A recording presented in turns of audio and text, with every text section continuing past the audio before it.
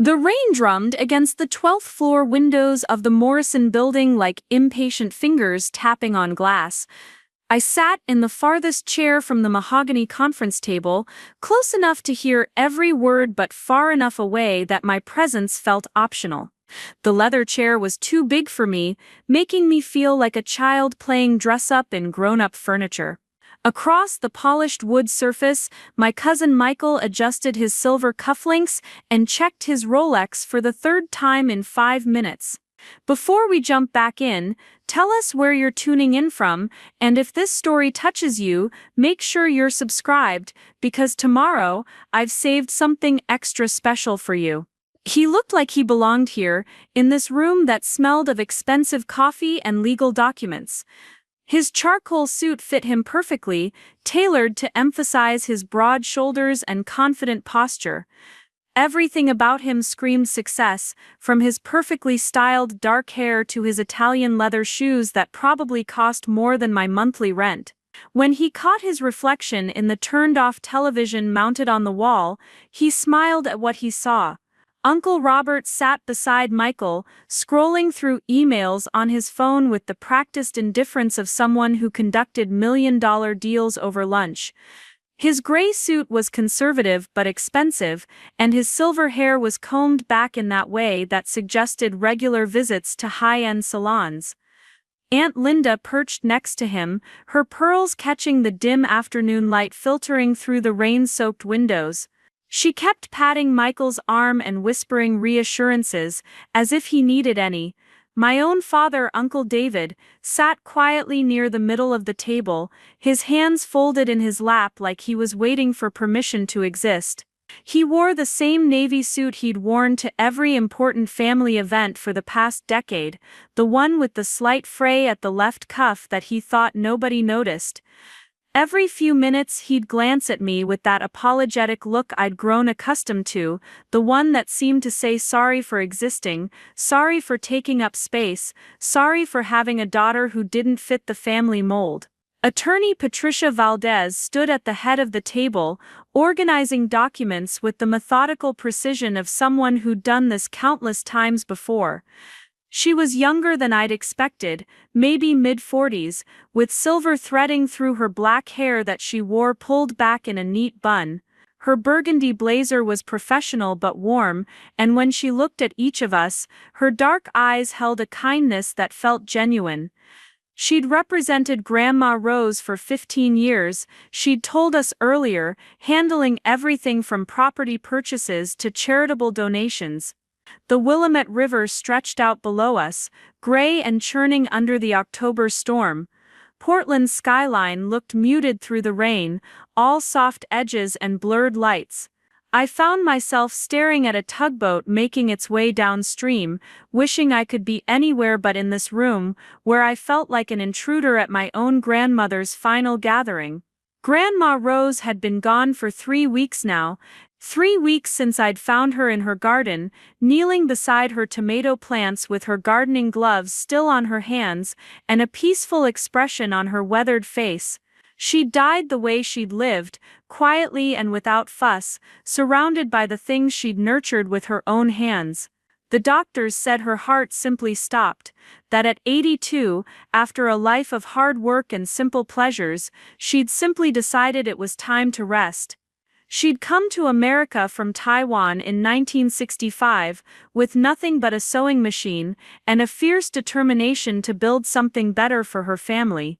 For 40 years she'd worked as a seamstress, first in a factory downtown, then from her living room, taking in alterations and custom work for neighbors who couldn't afford department store prices. Her English had never been perfect, peppered with Mandarin phrases when she got excited or frustrated, but her hands could work magic with fabric and thread. Everyone in the family had expected this day to be straightforward. Grandma Rose had lived modestly her entire life, clipping coupons, shopping at thrift stores, growing her own vegetables in the small backyard of her Selwood home. She drove the same Honda Civic for 20 years, mended clothes instead of replacing them, and never took a vacation that cost more than a tank of gas to the Oregon coast. The family narrative had always been simple. Rose was practical, frugal, and would leave whatever she had to Michael, because he was the one who'd made something of himself. Michael had the MBA from Portland State, the successful real estate development company, the house in the West Hills with the heated pool and three-car garage. He was married to Jennifer, a dental hygienist, who looked like she stepped out of a catalog, and they had two perfectly behaved children who played piano and spoke Mandarin on weekends. He was everything the family wanted him to be: successful, stable, and proudly carrying on the Chen name in the business world. I, on the other hand, was the family's polite disappointment. At 27, I was still single, still renting a studio apartment in Southeast Portland, still teaching art to elementary school kids for a salary that barely covered my student loans. My degree in fine arts had been met with the kind of strained smiles usually reserved for terminal diagnoses. "Sarah's always been the artistic type," they'd say, the same way you might say someone was prone to catching colds. While Michael bought investment properties and expanded his business, I spent my evenings volunteering at the community center, teaching painting classes to kids whose parents worked 2 jobs and couldn't afford art supplies. While he networked at Chamber of Commerce mixers, I organized supply drives and helped families fill out paperwork for free lunch programs. The family saw Michael's accomplishments in his bank statements and property holdings. My accomplishments were harder to quantify: the shy kid who learned to express herself through watercolors, the teenager who found confidence in sculpture, the single mother who discovered she had talent with a paintbrush. Grandma Rose had always seemed to understand this difference between Michael and me, though she'd never said so directly. When the family gathered for holidays, she'd ask Michael about his latest projects and nod approvingly at his success stories. But she'd also slip me extra dumplings when no one was looking, and ask quiet questions about my students, my classes, the small ways I was trying to make the world a little brighter for kids who needed it most. She'd lived her entire adult life in the same 2-story house on 13th Avenue, a modest place with a front porch that sagged slightly and a backyard that bloomed with vegetables and flowers she'd coaxed from the Pacific Northwest soil. The house had always felt like a sanctuary to me, filled with the smells of ginger and star anise, the sound of her ancient sewing machine humming late into the night, and the gentle presence of a woman who'd learned to find joy in small, steady things. Attorney Valdez cleared her throat, and the quiet Preparing and narrating this story took us a lot of time, so if you are enjoying it, subscribe to our channel. It means a lot to us. Now back to the story. conversations around the table faded into silence. She opened the leather portfolio in front of her and adjusted her reading glasses. The rain continued its steady percussion against the windows, and somewhere in the distance, a siren wailed through the city streets. "Before we begin," she said, her voice carrying the authority of someone accustomed to managing family emotions in difficult times, "I want to express my condolences to all of you. Rose Chen was an extraordinary woman, and I feel privileged to have known her. She was meticulous in her planning, and very specific about her wishes." Uncle Robert nodded curtly, already mentally calculating numbers. Aunt Linda dabbed at her eyes with a tissue, though I hadn't seen any actual tears. Michael sat forward slightly, his hands clasped in front of him like a student waiting for test results he was confident he'd aced. My father continued his impression of furniture, trying to take up as little space as possible. I found myself studying the grain of the wooden table, following the dark lines that swirled and curved like abstract art. My hands were folded in my lap, and I could feel the calluses on my fingertips from years of handling paintbrushes and clay. My dress was navy blue, borrowed from my college roommate because I didn't own anything appropriate for occasions like this. The shoes were mine, black flats I'd bought for job interviews, and they were already pinching my feet. "Rose's will is quite straightforward," Attorney Valdez continued, "though there are some specific instructions she wanted me to follow precisely. She spent considerable time revising these documents over the past several years, and every clause reflects her careful consideration. She lifted the first document, and I noticed her hands were steady, professional. This was routine for her, parsing out the remnants of lives lived and deciding who gets what pieces of someone's existence. But for us, sitting in this rain-soaked conference room, it was the final word from someone who'd shaped our family's understanding of work, sacrifice, and love. "The house on 13th Avenue," she read in a clear, measured voice, "including all furnishings, personal effects, and the garden, I leave to my grandson Michael Chen, along with my 2004 Honda Civic, and the funds in my personal checking account at Umpqua Bank, account ending in 7,429. The relief in the room was palpable. Aunt Linda let out a soft sigh, and Uncle Robert nodded approvingly. Michael's smile was genuine but controlled, the expression of someone who'd received exactly what he'd expected. He reached over and squeezed his mother's hand, and she beamed at him like he'd just graduated summa cum laude all over again.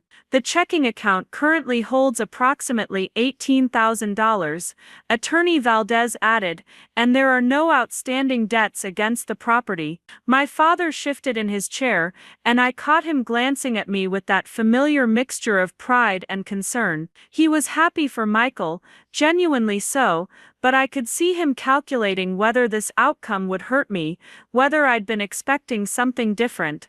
The truth was, I hadn't expected anything at all. Grandma Rose had already given me more than the family knew about: the art supplies she'd bought for my classroom, the quiet checks she'd written when my car needed repairs, the grocery bags she'd press into my hands when I visited, claiming she'd accidentally bought too much food for one person. Attorney Valdez turned to a second document, and the room's attention sharpened again. This was likely the distribution of smaller items, jewelry perhaps, or specific sentimental pieces. Families always got complicated over the personal effects, the things that carried memories more than monetary value.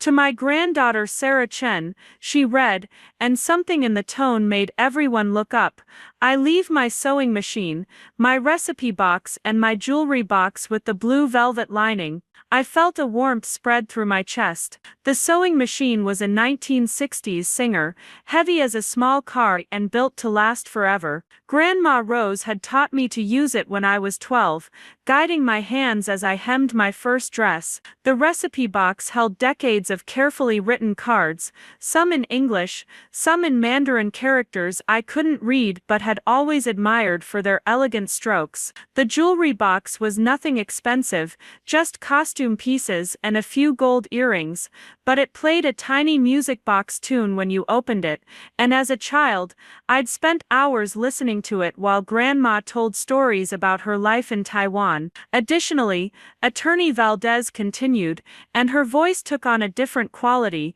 more formal but somehow warmer, "Sarah will receive a sealed letter that Rose specifically requested be given to her privately, along with the key to safety deposit box 247 at Wells Fargo downtown." The room went quiet in a way that felt different from before. This wasn't the comfortable silence of expected outcomes. This was the silence of confusion, of pieces that didn't fit the established pattern.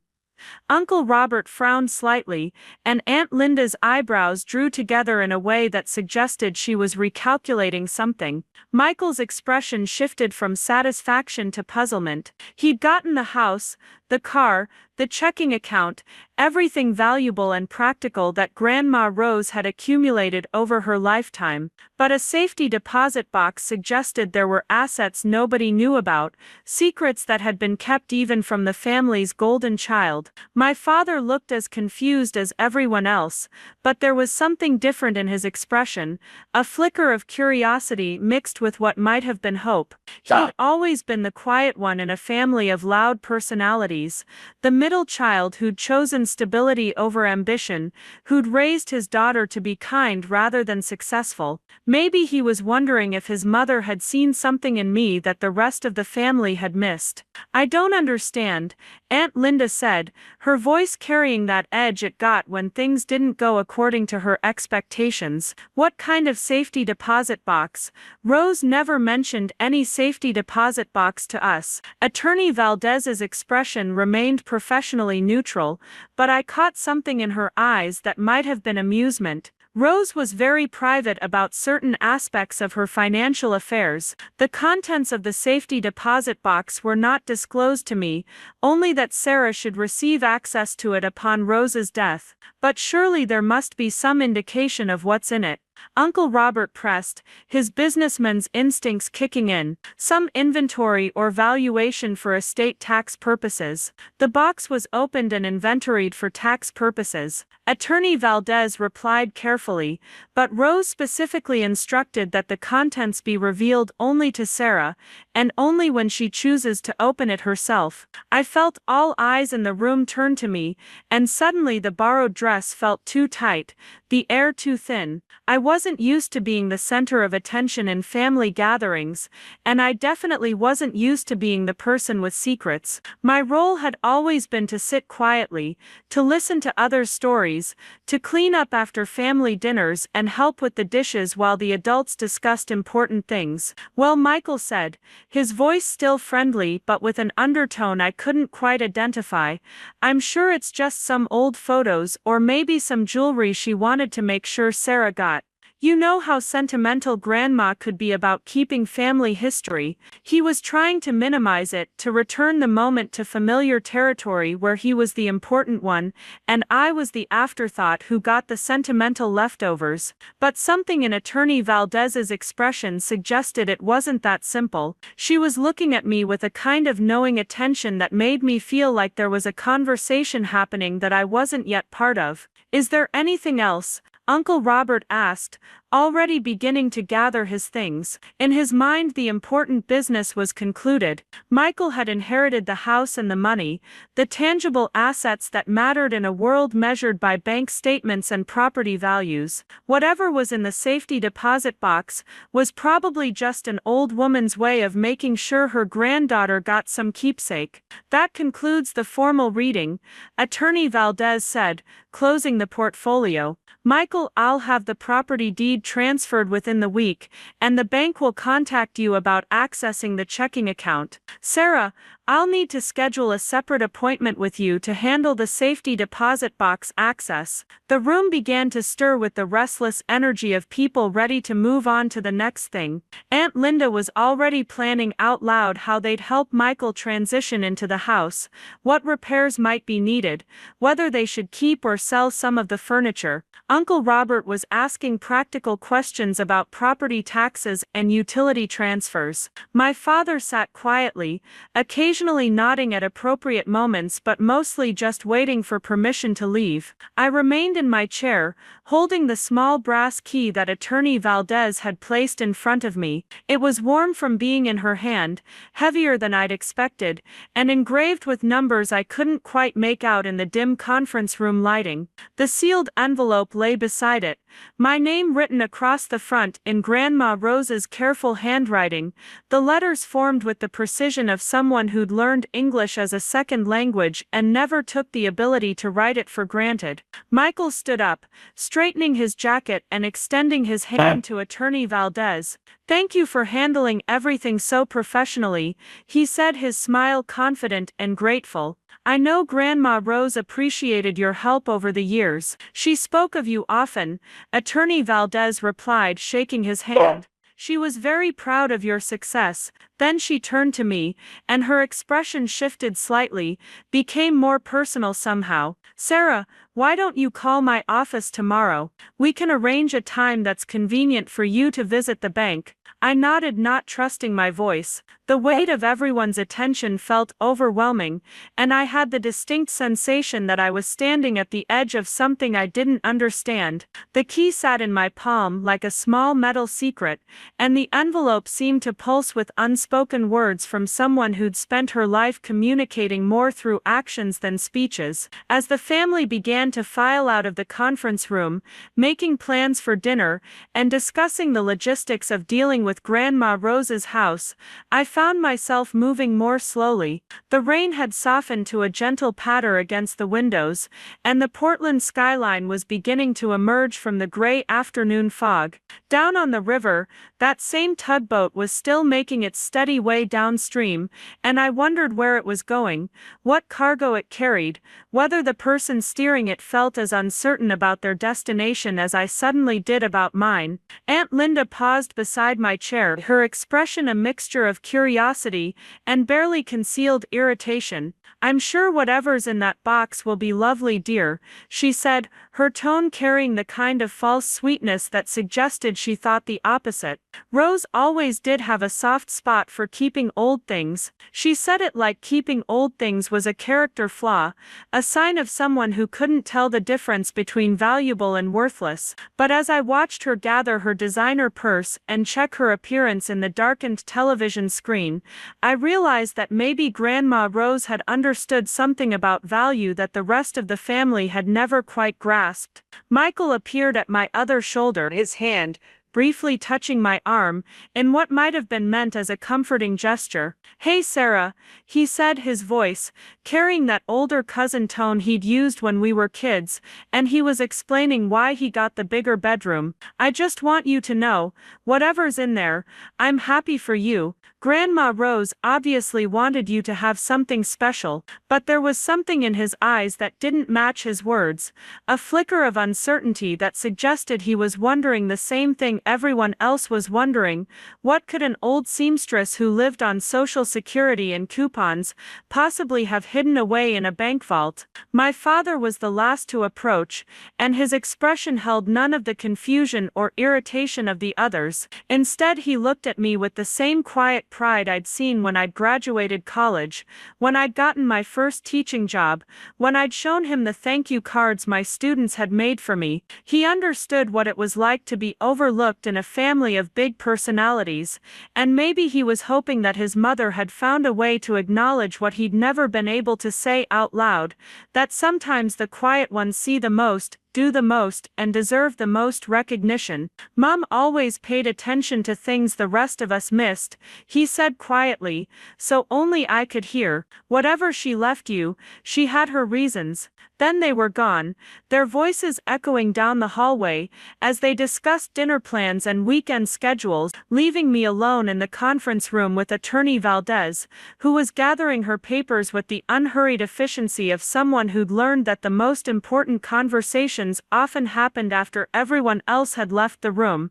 The key sat in my palm, still warm, still heavy with possibility. The envelope waited beside it, and I could feel the weight of words that had been chosen carefully, written in the careful script of someone who'd spent her life measuring twice and cutting once, who'd learned that the most important things were often said quietly, when no one else was listening. Outside, Portland continued its October afternoon routine, rain and river, and the steady movement of a city that never quite stopped growing, never quite stopped changing. But in that conference room, 12 floors above the Willamette, time felt suspended, as if I was standing at the threshold between who I'd always been and who I might become, holding a small brass key that promised to unlock more than just a safety deposit box. Part 2. The silence that followed felt different from the polite quiet of a concluded meeting. Attorney Valdez remained standing at the head of the table, her hands resting on the closed portfolio, but something in her posture suggested the business wasn't entirely finished. The rain had intensified again, creating a steady rhythm against the floor-to-ceiling windows that overlooked the gray expanse of downtown Portland. I sat motionless in the oversized leather chair, the brass key growing slick in my sweaty palm, the sealed envelope seeming to pulse with unread words. The weight of my family's expectations, their barely concealed confusion about the safety deposit box, pressed down on me like the low October clouds hanging over the city. Michael had gotten everything that mattered in their world: the house, the car, the bank account with its respectable but modest balance. I had received what appeared to be sentimental afterthoughts, and a mystery that nobody understood. "Sarah," Attorney Valdez said, her voice cutting through my spiraling thoughts, "would you mind staying for a few more minutes? There are some additional details about your grandmother's wishes that I need to discuss with you privately." The request sent a ripple of unease through the room. Uncle Robert paused in his gathering of papers, and Aunt Linda's perfectly penciled eyebrows drew together in a frown that suggested she wasn't accustomed to being excluded from family business. Michael's confident smile faltered slightly, replaced by the expression of someone who just realized the game might have rules he didn't know about. Additional details.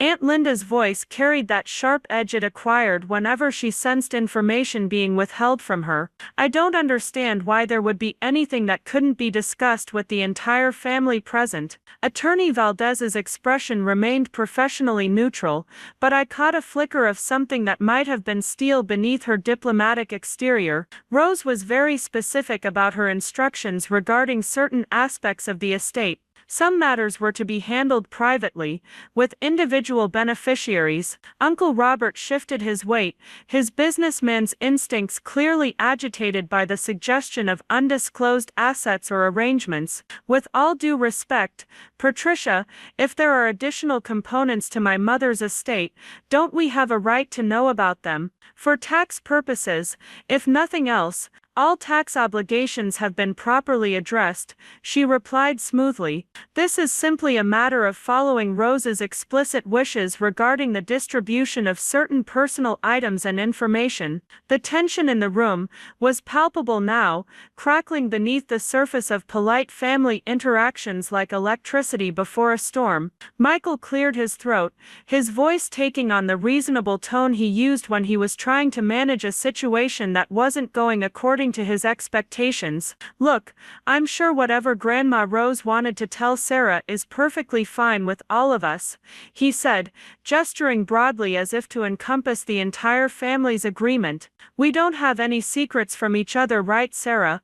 Maybe it would be easier if we all heard whatever it is together." There was something in his tone that made my stomach tighten, a subtle pressure that felt familiar from decades of family gatherings where my opinions were solicited as a formality, before being gently overruled by louder, more confident voices. He was trying to fold me back into the comfortable pattern where he made the decisions and I went along with them, where his judgment about what was best carried more weight than my actual preferences. But something about holding that brass key, about having my name written in Grandma Rose's careful handwriting on that sealed envelope, made me feel different. Not stronger exactly, but more solid somehow, like I was finally standing on ground that belonged to me. "Actually," I said, surprising myself with the steadiness of my own voice, "I'd prefer to hear whatever Grandma Rose wanted to tell me privately. If that's what she wanted, then that's what we should do." The words hung in the air like a small declaration of independence,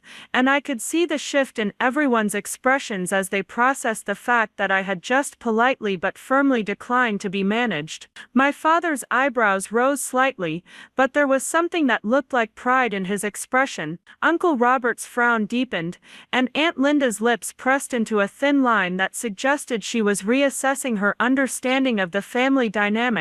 Michael's smile became more forced, the expression of someone who was used to getting his way through charm, and was discovering that his usual tools weren't working. "Of course, Sarah, I didn't mean to pressure you, I just thought, family transparency and all that."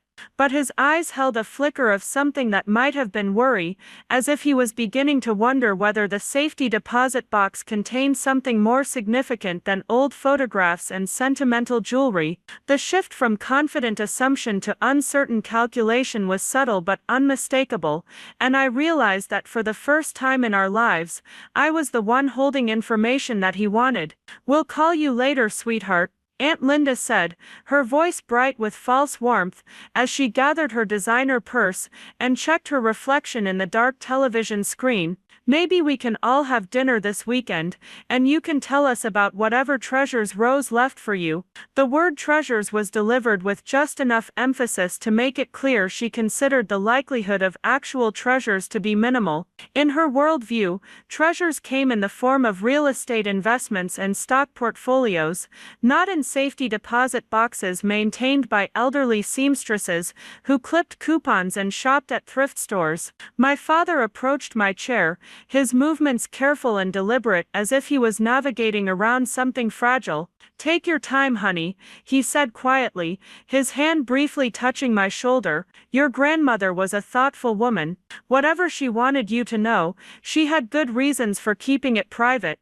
There was something in his voice that suggested he understood secrets, that maybe he'd learned over the years that the quietest people in the family sometimes saw the most, kept the most important things to themselves, until the right moment to share them. He kissed the top of my head, a gesture so gentle and unexpected that I felt tears prick at the corners of my eyes. Then they were gone, their voices fading down the hallway as they made plans for lunch and discussed the logistics of helping Michael move into Grandma Rose's house. The conference room felt larger without them, the mahogany table stretching out like a polished lake, the rain-washed windows offering a view of a city that suddenly seemed full of possibilities I'd never noticed before. Attorney Valdez waited until the sound of their footsteps disappeared entirely before moving around the table to take the chair beside me. Up close, I could see the laugh lines around her eyes, the silver threading through her dark hair,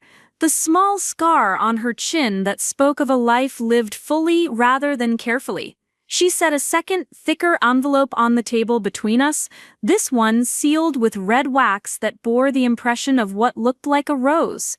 "Your grandmother was one of the most remarkable people I've ever had the privilege to represent," she said, her professional demeanor softening into something more personal. "She came to see me about 5 years ago, not long after you started teaching at Roosevelt Elementary. She'd been thinking about her legacy, about what she wanted to leave behind, and how she wanted to leave it."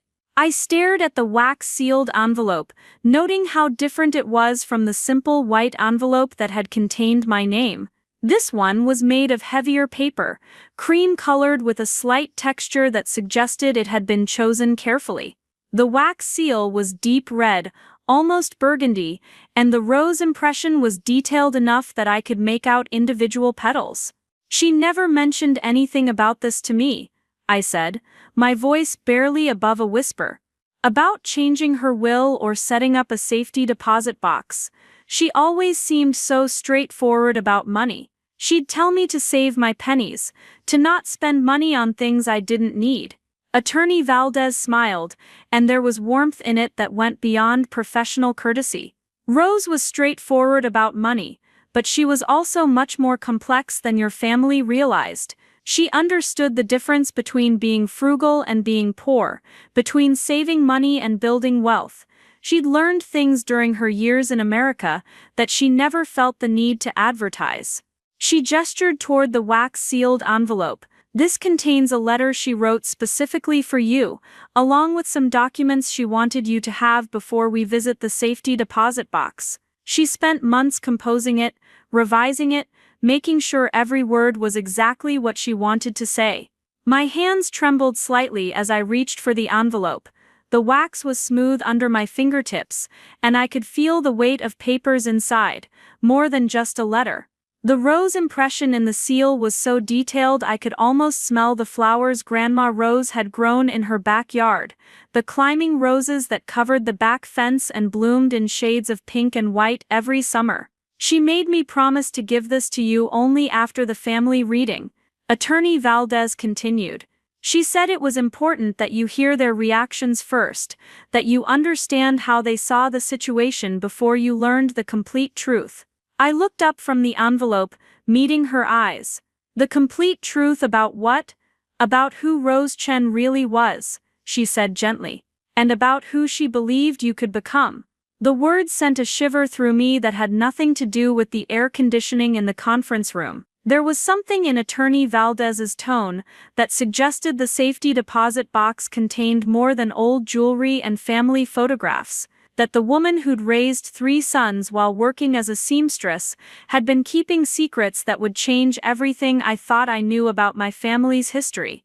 Outside, the October afternoon was growing darker, the rain clouds settling over Portland like a gray blanket.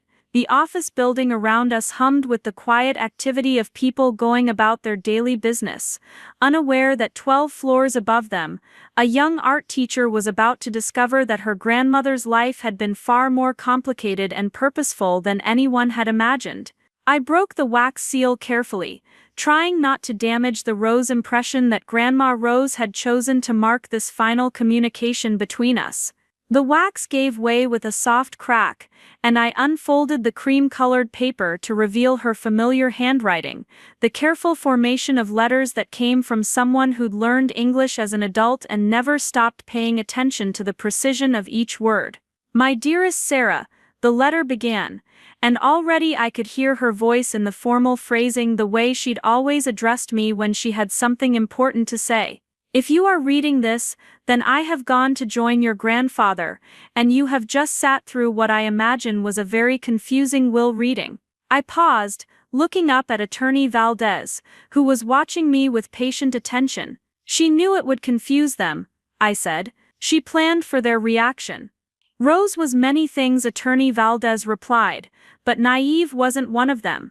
She understood exactly how your family would respond to the way she chose to structure her bequests. She wanted you to see that response before you understood why she'd made the choices she did."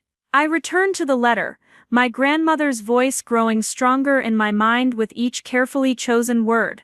"By now you have heard Michael receive the house, the car, and the checking account. You have watched your family's relief that the important things went to the person they believed deserved them. You have also seen their confusion about the safety deposit box, their assumption that whatever I left for you must be sentimental rather than substantial." The accuracy of her predictions was unsettling. She'd known exactly how Uncle Robert would focus on practical assets, how Aunt Linda would dismiss anything that didn't fit their understanding of value, how Michael would assume his inheritance represented the sum total of her worth. "What they do not know," the letter continued, "is that the checking account and the house represent only a small fraction of what I have accumulated over the past 40 years. What they do not understand is that I have been watching all of you very carefully, and I have made my decisions based not on who needs the most or who has accomplished the most in their eyes, but on who has the heart to use what I leave them in ways that honor the values I have tried to live by." My breath caught in my throat. The implication was staggering, suggesting that Grandma Rose had been operating on a level of financial complexity that none of us had suspected. The woman who'd mended clothes instead of buying new ones, who'd grown vegetables to save on grocery bills, who'd driven the same car for 2 decades, had somehow been accumulating wealth that she'd kept hidden from her own family. I came to America with nothing but my sewing machine and the belief that hard work and careful planning could build a better future. The letter went on. "For 40 years I have lived simply not because I had to, but because I chose to. Every dollar I did not spend on things I did not need. I invested in things that would grow. Every sacrifice I made was an investment in possibilities that my family could not yet imagine." I set the letter down for a moment, my hands shaking slightly as the full scope of what she was telling me began to sink in. Grandma Rose hadn't just been frugal, she'd been building something, creating a foundation that she'd kept hidden behind the facade of simple living and careful budgeting. Attorney Valdez leaned forward slightly. "This is difficult information to process," she said gently. "Would you like to take a break, or would you prefer to continue reading?"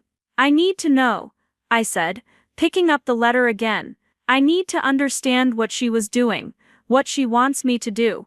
The next section of the letter was longer, written in the same careful script but with occasional words underlined for emphasis, as if Grandma Rose had wanted to make sure I understood the importance of what she was telling me.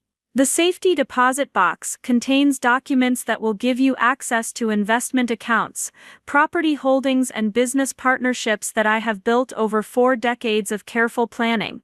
The total value is approximately $2.3 million. All of it legally earned and properly documented for tax purposes. Attorney Valdez has been helping me manage these investments for the past 5 years, ensuring that everything would transfer to you smoothly when the time came. I stopped reading and stared at the number, certain I had misunderstood something. $2.3 million was an impossible amount, the kind of money that belonged to people like Michael's clients, not to elderly seamstresses who lived in modest houses and grew their own vegetables. "This is real?" I asked Attorney Valdez, holding up the letter. "She really accumulated this much money?" "Rose was an extraordinarily disciplined investor," she replied. "She started small, buying a duplex rental property in the 1980s when prices were low. She used the rental income to buy another property, then another. She invested in index funds before most people knew what they were. She bought stock in companies she understood, like the textile manufacturers she worked with, and held on to them for decades." She opened a folder on the table and showed me a sheet of papers covered with numbers, account balances, property addresses, investment portfolio summaries. The documents looked official and substantial, the kind of financial statements I associated with wealthy people, not with my grandmother who'd taught me to darn socks and make soup from vegetable scraps. "But why keep it secret?" I asked, trying to reconcile this revelation with everything I thought I knew about Grandma Rose. "Why not tell the family? Why not use the money to make her life easier, or help Michael with his business, or help my dad with his mortgage?" Attorney Valdez smiled, and there was something almost conspiratorial in her expression. "That's exactly the question Rose knew you would ask, and it's exactly why she chose to leave everything to you rather than to Michael or anyone else in the family." I returned to the letter, hungry now for the explanation that would make sense of this impossible revelation. "I kept my wealth private because I learned early in my life in America that money changes how people see you, how they treat you, how they understand your choices. If your family had known I was wealthy, they would have expected me to live like a wealthy person, to spend money on things that did not matter to me.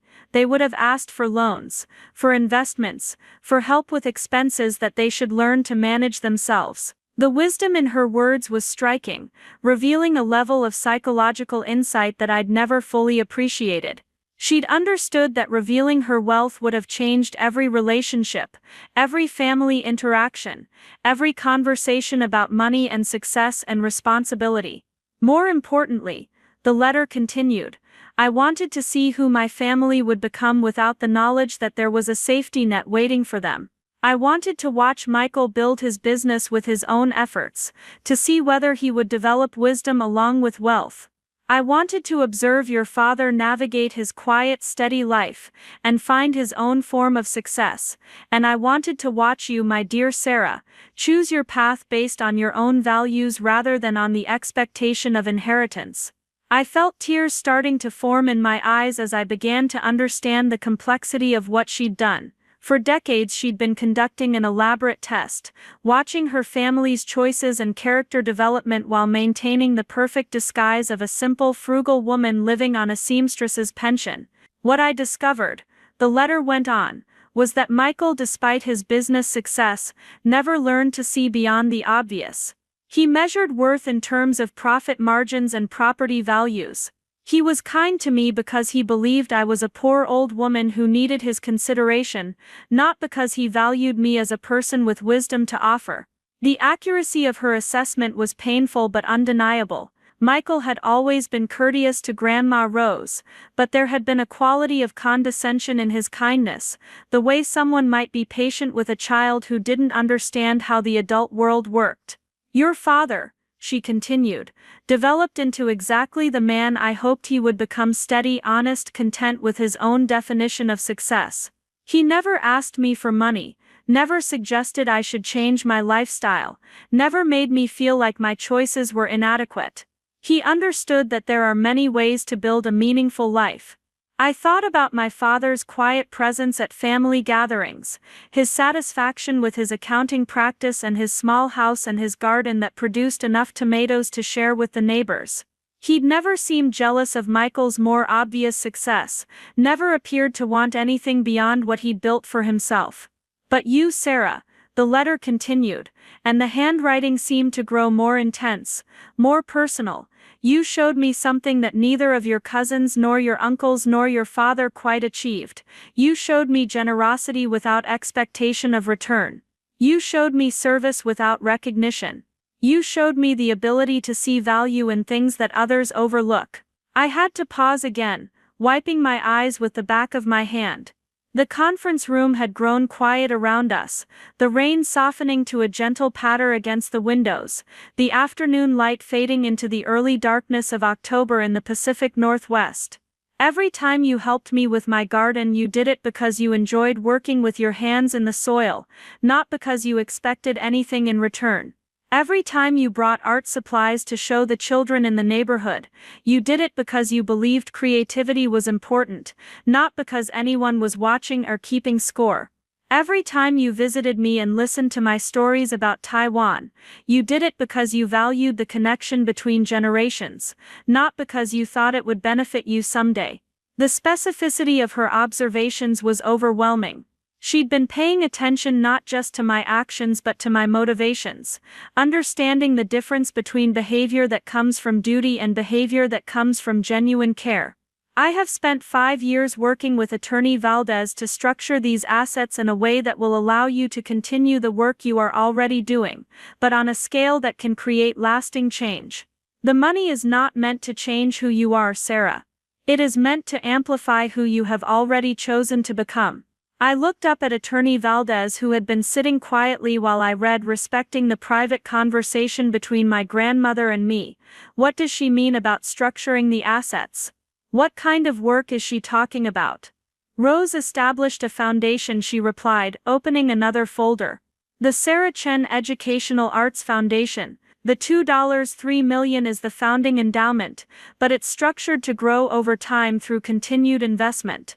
The foundation's mission is to provide art education and supplies to underserved communities, exactly the kind of work you've been doing as a volunteer. The room seemed to tilt around me as the full scope of Grandma Rose's plan became clear. She hadn't just left me money, she'd created an entire framework for turning my small-scale volunteer work into a professional mission that could reach thousands of children instead of dozens. The beauty of the structure, Attorney Valdez continued, is that you'll draw a reasonable salary as the foundation's director, enough to live comfortably while doing work that matters to you. But the bulk of the money will continue working to serve others, growing the endowment and expanding the foundation's reach over time. I returned to the letter for the final section, where Grandma Rose's handwriting became slightly looser, more personal, as if she'd been writing with tears in her own eyes. My dearest granddaughter, I am giving you this responsibility not because you are perfect, but because you have shown me that you understand the difference between having money and being rich. Rich people accumulate wealth for themselves. People who understand money use it to create opportunities for others. I trust you to honor the values that brought me from Taiwan to America with nothing but hope and determination. I trust you to remember that the most important investments are not in stocks or real estate but in human potential and community connections. I trust you to use this gift in ways that will make our family name mean something beyond business success or social status. The letter concluded with a paragraph that I had to read 3 times before the words fully penetrated. Do not feel obligated to explain your inheritance to the family immediately. Take time to understand what you want to do with this opportunity. The foundation paperwork gives you complete control over how and when you reveal its existence. Michael received the house and car because he values tangible assets. You are receiving the foundation because you value intangible possibilities. Both gifts reflect what I believe each of you will use most wisely. Your loving grandmother, Rose Chen. P.S. The key to the safety deposit box will give you access to all the documents Attorney Valdez has mentioned, plus one additional item that I hope will remind you daily of the values that should guide your decisions. I folded the letter carefully, my hands still trembling slightly from the emotional weight of everything I just learned. The brass key felt different in my palm now, heavier with significance, warm with the promise of documents and resources that would change not just my life but potentially the lives of countless children who needed someone to believe in the importance of creativity and self-expression. Attorney Valdez was watching me with patient attention, clearly understanding that I needed time to process the magnitude of what had just been revealed. Outside, Portland's afternoon rush hour was beginning, the distant sound of traffic mixing with the ongoing patter of rain against the windows. "This is overwhelming," I said finally, my voice barely above a whisper. "I don't know if I'm qualified to run a foundation, to manage this kind of money, to make decisions that will affect so many people." Rose spent a great deal of time thinking about exactly that concern, Attorney Valdez replied gently. "That's why she structured everything through a foundation with professional oversight, why she chose investment strategies that don't require daily management, why she included provisions for hiring additional staff as the foundation grows." She leaned forward slightly, her expression becoming more personal. "But more importantly, she chose you not because you have experience managing large sums of money, but because you have experience understanding what children need to thrive. The financial management can be learned or delegated, the mission, the heart of what the foundation will do, that requires someone who genuinely cares about the outcome rather than the recognition." I thought about my students at Roosevelt Elementary, their faces lighting up when they discovered they could create something beautiful with their own hands, their pride in displaying artwork that reflected their own unique way of seeing the world. I thought about the kids at the community center, some from families where art supplies were an unimaginable luxury, others from situations where school was their only safe space to explore creativity without judgment. The possibility of expanding that work, of reaching children in schools across the city, across the region, across the country, was simultaneously thrilling and terrifying. It represented everything I'd ever dreamed of doing professionally, but on a scale that seemed almost impossibly ambitious for someone who'd spent her career teaching 25 kids at a time in a single classroom. "What happens next?" I asked. How do I begin to understand what this really means?" Attorney Valdez smiled, and there was something both professional and maternal in her expression. "Next, we schedule a time to visit the bank and open the safety deposit box. You'll see all the documents, review the investment portfolio, and begin to understand the scope of what Rose built over 4 decades. Then we start the process of transitioning the foundation from paperwork to active operation." She gathered the folders on the table, organizing them into a neat stack. "But before any of that, you should take some time to let this information settle. This is a life-changing revelation, and it's perfectly reasonable to feel overwhelmed by the possibilities and responsibilities it represents." I nodded, clutching the brass key and the folded letter, my mind racing with questions and implications I couldn't yet fully articulate. The conference room that had felt oppressive during the family reading now felt like a cocoon, a safe space where I could begin to imagine a future that was completely different from anything I'd ever considered possible. The rain continued its steady rhythm against the windows, and somewhere in the distance the city of Portland went about its daily business, unaware that a young art teacher had just discovered that her grandmother's greatest work of art wasn't a quilt or a garden, but a carefully crafted plan to turn one person's lifetime of sacrifice into another person's opportunity to serve. Part 3. The Wells Fargo branch on Southwest 4th Avenue felt like a cathedral of marble and mahogany, all soaring ceilings and hushed reverence for the serious business of money. I stood in the lobby at 9:30 on a gray Thursday morning, clutching the brass key so tightly that its edges had left indentations in my palm. Attorney Valdez waited beside me, professional and composed in her charcoal wool coat, while I felt like an imposter in my best teaching outfit, a navy blazer that had seen me through job interviews and parent conferences.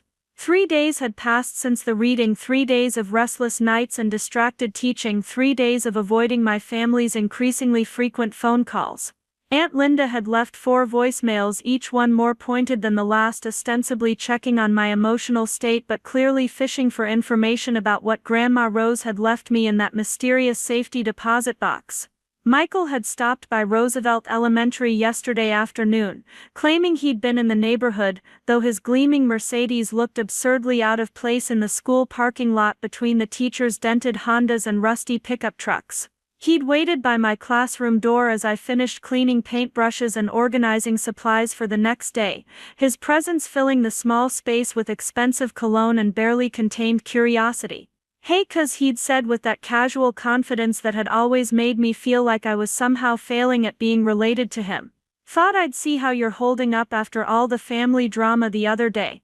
But his eyes had scanned my classroom with the calculating attention of someone appraising real estate, taking in the donated easels and mismatched chairs, the artwork covering every available wall surface, the coffee cans full of brushes that I'd bought with my own money because the school's art budget had been cut 3 years running. I could see him trying to reconcile this shabby, cheerful chaos with whatever he imagined might be waiting for me in Grandma Rose's safety deposit box. "I'm fine," I'd told him, continuing to wipe down tables painted with layers of tempera and watercolor accumulated over months of creative exploration. "Just processing everything, you know." Sure, he'd said, but his tone suggested he didn't know at all.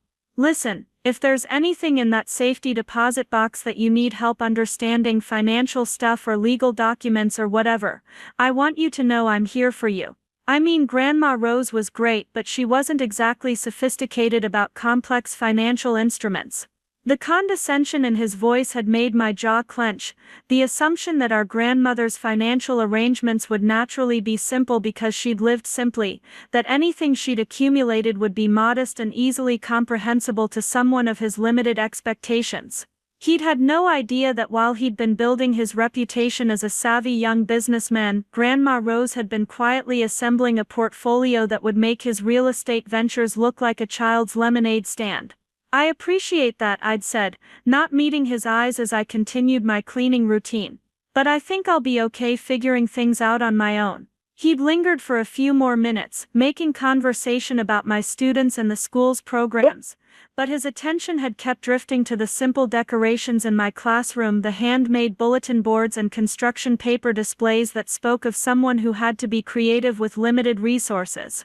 I'd seen him calculating in his head, probably wondering what kind of treasures an elderly seamstress could possibly have left behind that would require a safety deposit box at a major bank. Now, standing in that bank lobby with Attorney Valdez, I felt the weight of those unspoken assumptions, the family's collective certainty that whatever Grandma Rose had hidden away would be touching but ultimately insignificant. They were expecting old jewelry, perhaps some savings bonds, maybe stock certificates for companies that no longer existed, the kind of financial relics that elderly people sometimes hoarded without understanding their current value. A bank employee approached us with the formal courtesy reserved for safety deposit box appointments, her smile professional and discreet. She was perhaps 50, with silver-streaked hair pulled back in a neat bun and the kind of understated jewelry that suggested she dealt regularly with people who had significant assets to protect. Her name tag read Margaret Winters, Client Services, and she extended a manicured hand first to Attorney Valdez, then to me. "Miss Chen, I presume," she said, her voice carrying the warm professionalism that expensive banks cultivated for their more substantial clients. "I'm so sorry for your loss. Mrs. Rose Chen was one of our most valued customers for over 15 years. She spoke of you often during her visits." I felt a flush of surprise at her words. Grandma Rose had been a valued customer here, important enough that the staff remembered her personally, respected enough that they'd assigned a senior employee to handle her granddaughter's appointment. This wasn't the kind of treatment typically given to someone whose financial relationship with the bank consisted of a modest checking account and perhaps a small savings certificate. "She visited regularly?" I asked, trying to reconcile this information with my understanding of Grandma Rose's financial habits. In my mind, she'd been the kind of person who did her banking through ATMs and perhaps occasional visits to deposit Social Security checks. Margaret Winters smiled, and there was genuine warmth in her expression. Mrs. Chen came in quarterly to review her portfolio and make investment decisions. She was remarkably knowledgeable about market trends and had very specific ideas about asset allocation. She often mentioned that she was building something special for someone special, though she never revealed the details. Attorney Valdez and I exchanged glances, and I saw her nod slightly as if to confirm that we were about to discover exactly what Grandma Rose had been building during those quarterly visits. Margaret led us through a series of security doors, each requiring card access and personal identification, until we reached a vault area that felt more like a library than a basement storage facility. The walls were lined with safety deposit boxes in various sizes, each secured with dual locks that required both the bank's master key and the customer's individual key to open. Margaret consulted her records and led us to a box near the middle of the wall, larger than I'd expected, about the size of a small filing cabinet drawer. "Box 247, she announced, producing her own key and waiting for me to present the brass key that had been warming in my palm since we'd entered the building. Mrs. Chen upgraded to this larger size about 3 years ago. She said she needed more space for important documents. My hands shook slightly as I inserted my key into the lock, turning it in coordination with Margaret's key until we heard the soft click of the mechanism releasing. She slid the metal box from its slot in the wall and carried it to a private viewing room, setting it on a polished wooden table before discreetly withdrawing to give us privacy. The room was small and windowless, furnished with just the table, 2 chairs, and a small lamp that cast warm light over whatever secrets Grandma Rose had deemed important enough to store in this climate-controlled vault. Attorney Valdez sat beside me, her presence both professional and supportive, as I lifted the lid of the metal box and discovered that my understanding of my grandmother's life was about to change completely.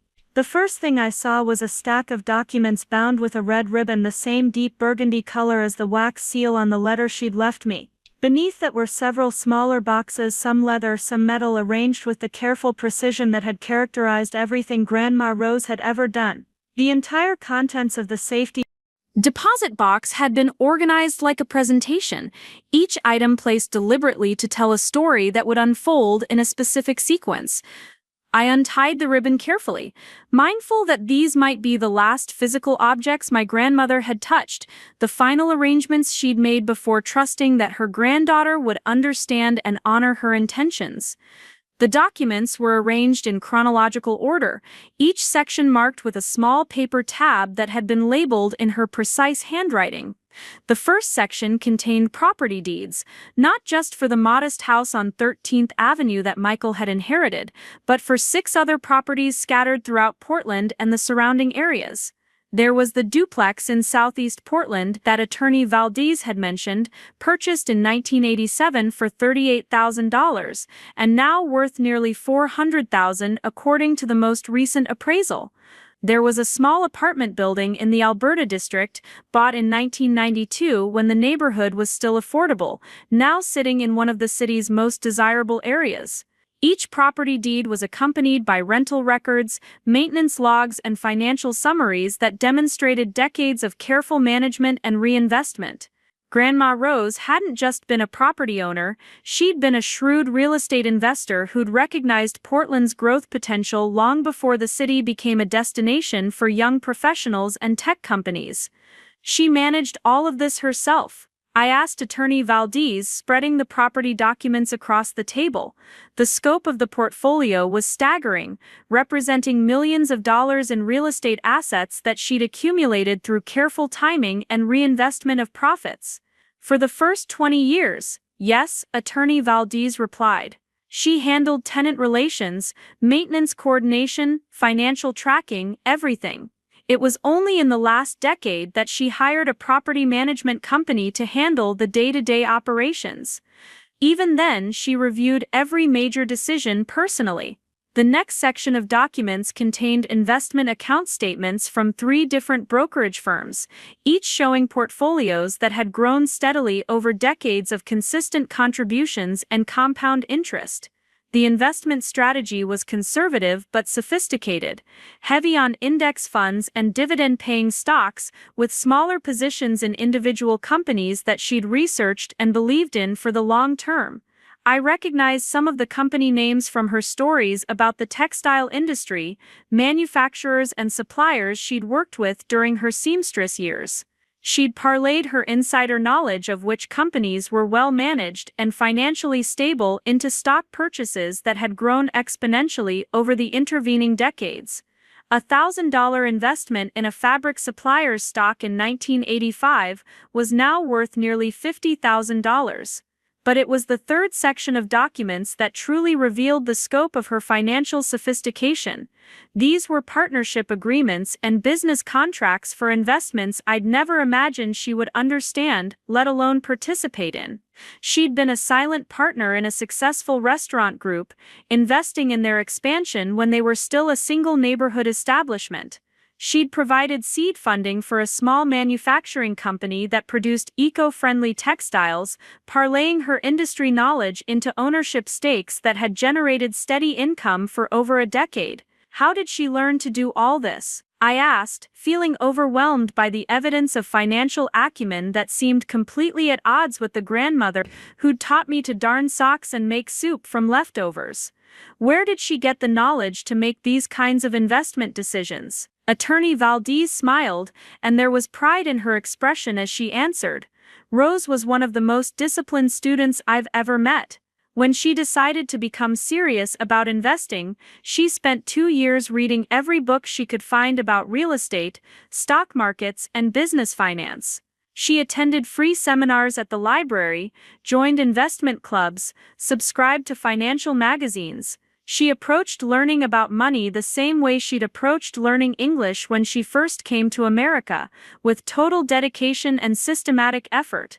The mental image of Grandma Rose sitting in library seminars about portfolio diversification, taking careful notes in her precise handwriting, asking thoughtful questions about market trends and risk management, was both inspiring and humbling. While her family had assumed she was living a simple retirement focused on gardening and television, she'd been quietly educating herself about complex financial instruments and building wealth with the same meticulous attention she'd once applied to tailoring perfect seams. The fourth section contained documents related to the Sarah Chen Educational Arts Foundation, and seeing my name on legal paperwork that represented such significant resources made the reality of my new responsibilities feel suddenly concrete. The foundation had been established 3 years ago, with Grandma Rose as the founding donor and Attorney Valdez serving as the legal representative until such time as I was ready to take over active management.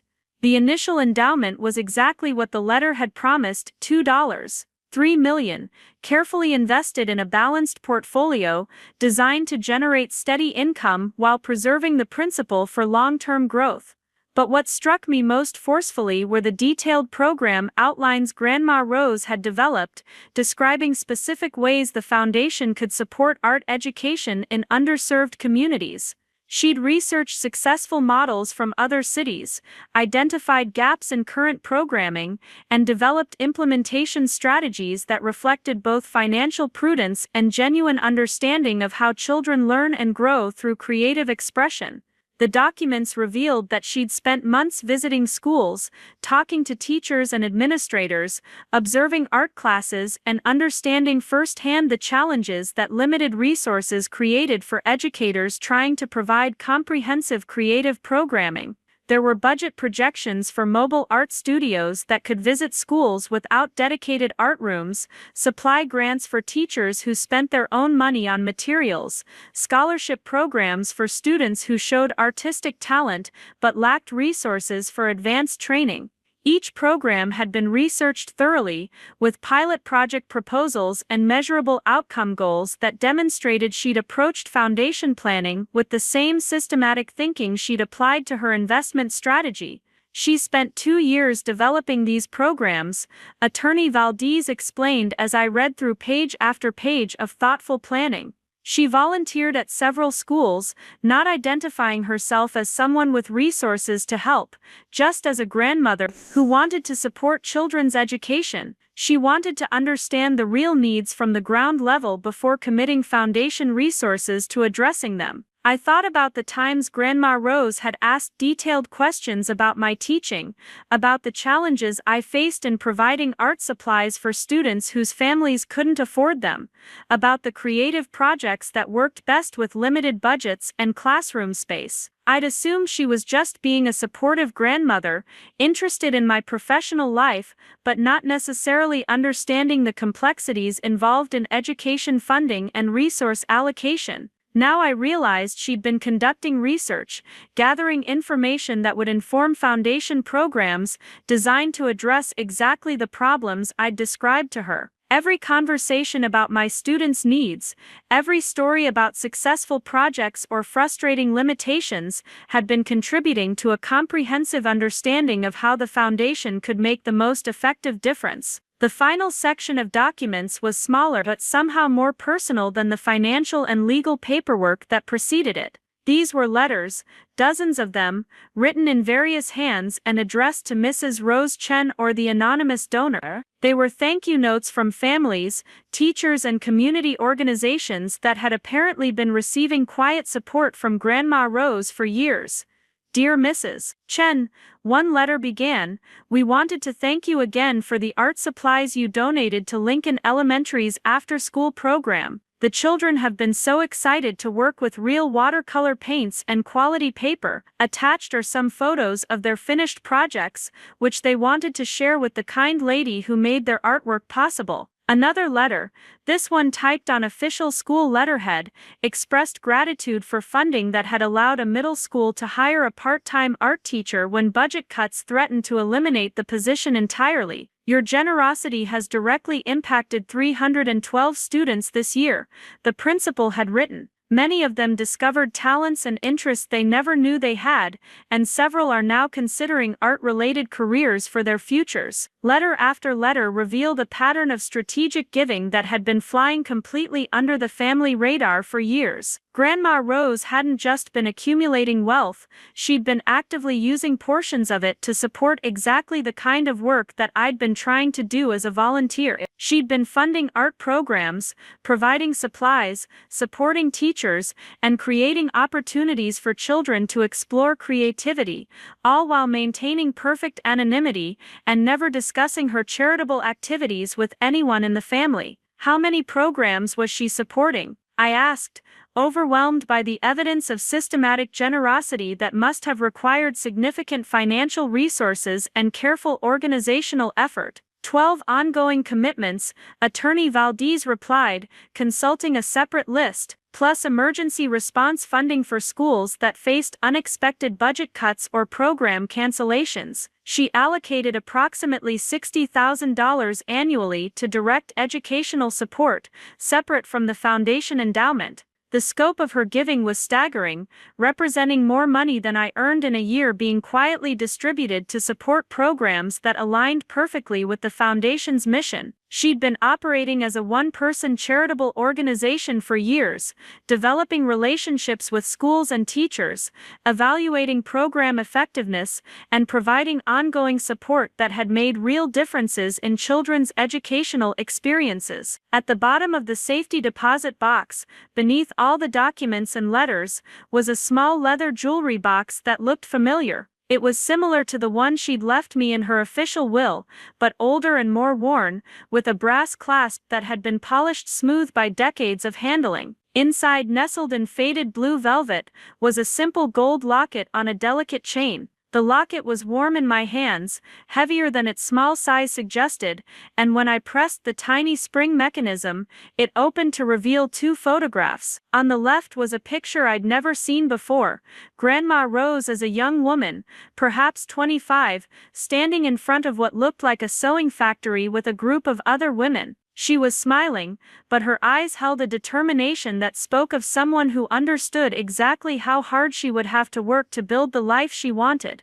The photograph on the right showed a more recent scene that I recognized immediately. It was from my college graduation, taken on the steps of Portland State University with the city skyline in the background. But it wasn't an official graduation photo, it was candid, caught at a moment when I wasn't posing for the camera. I was laughing at something someone had said, my cap slightly askew, my expression full of joy and possibility. What struck me most about the juxtaposition was how similar our expressions were across the decades that separated the two photographs. The same determined optimism, the same belief that hard work and careful planning could create opportunities that didn't yet exist. Grandma Rose had captured something in that graduation photo that I'd never noticed about myself, a quality that connected us across the years, and justified her faith in my ability to carry forward the work she'd begun. Tucked behind the photographs was a small piece of paper with a message written in her familiar handwriting. The first picture shows where I started. The second picture shows where you begin. The work continues, but now it's yours to guide. I closed the locket carefully and fastened the chain around my neck, feeling the gentle weight settle against my chest like a talisman. The metal was still warm from my hands, and I could imagine Grandma Rose wearing it during all those quarterly visits to the bank, all those anonymous donations to schools, all those careful investment decisions that were building toward this moment when her granddaughter would discover that love could be expressed through financial planning as clearly as through any other language. Attorney Valdez had been watching me silently as I explored the contents of the safety deposit box, allowing me the time and space to process each revelation at my own pace. Now she leaned forward slightly, her expression both professional and deeply personal. "There's one more thing," she said gently, reaching into her briefcase and producing a final envelope, this one sealed with simple tape rather than wax. "Rose asked me to give this to you after you'd seen everything else, after you understood the full scope of what she built, and what she's entrusting to you." The envelope was lighter than the others, containing just a single sheet of paper with a brief message that somehow carried more emotional weight than all the financial documents combined. "My dearest Sarah," it began, "if you are reading this, then you now understand that your grandmother was not the simple woman your family believed her to be. You understand that I spent 40 years building something that would outlast my own life, something that would continue creating opportunities for children long after my garden has grown wild, and my sewing machine has fallen silent. But I want you to know that the money, the foundation, the investments and properties and careful planning, none of that is really what I'm leaving you. What I'm leaving you is the knowledge that one person, working quietly and consistently over many years, can create changes that touch hundreds or thousands of other lives. The foundation will give you resources and opportunities that I could never have imagined when I arrived in America with my sewing machine and my determination to build something better. But the real inheritance I'm giving you is not financial. It's the understanding that the most important work is often the work that no one sees, no one applauds, no one recognizes until years later when the results speak for themselves. Use this gift wisely, not because I'm watching, but because the children who will benefit from your choices deserve someone who understands that true wealth is measured not in what you accumulate, but in what you create for others." The letter was signed simply, Grandmother Rose, but below her signature was a postscript that made me smile through the tears I'd been trying to control. "P.S. Your cousin Michael is a good man, but he measures success in terms of personal achievement. Your father is also a good man, but he measures success in terms of personal contentment. You are the only one in our family who measures success in terms of service to others. That is why you are ready for this responsibility, and that is why I trust you to honor not just the letter of my intentions, but the spirit of them as well." I folded the final letter carefully, adding it to the growing collection of documents that represented not just financial assets, but a comprehensive philosophy of how money could be transformed into opportunity, how individual sacrifice could become community benefit, how one person's lifetime of careful choices could create resources for countless others. The safety deposit box was empty now, all its secrets revealed, all its careful planning exposed to daylight and decision-making. I sat in that small windowless room, surrounded by the evidence of my grandmother's extraordinary hidden life, trying to absorb the reality that I was now responsible for continuing work that she'd begun decades before I was born. Attorney Valdez began gathering the documents, organizing them into folders that would make the transition to active foundation management more systematic. "This is a lot to process," she said kindly. "Take whatever time you need to think through what you want to do next. The foundation can continue operating in its current form while you decide how you want to shape its future direction." But even as she spoke, I could feel something shifting inside me, a sense of purpose that was both thrilling and slightly terrifying. The work Grandma Rose had been doing in secret, the programs she'd been funding anonymously, the children whose lives had been enriched by her quiet generosity, all of that could now be expanded and formalized and sustained beyond anything one person could accomplish alone. I thought about my students at Roosevelt Elementary, their faces lighting up when they discovered they could create something beautiful, their pride in artwork that reflected their own unique ways of seeing the world.